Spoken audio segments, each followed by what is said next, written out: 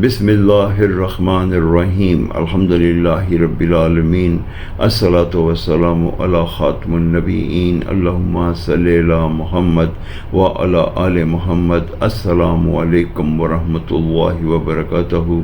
میری آج کی حدیث جامع ترمذی 158 نمبر۔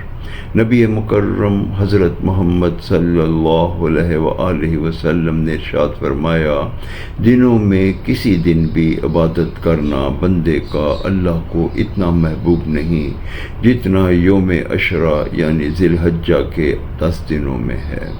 نبی مکرم صلی اللہ علیہ وآلہ وسلم نے ارشاد فرمایا، بندے کا یوم عشرہ میں ایک دن کا روزہ رکھنا 1 سال کے روزے رکھنے کے برابر ہے، اور 1 رات کی عبادت کرنا شب قدر کی رات کے برابر ہے۔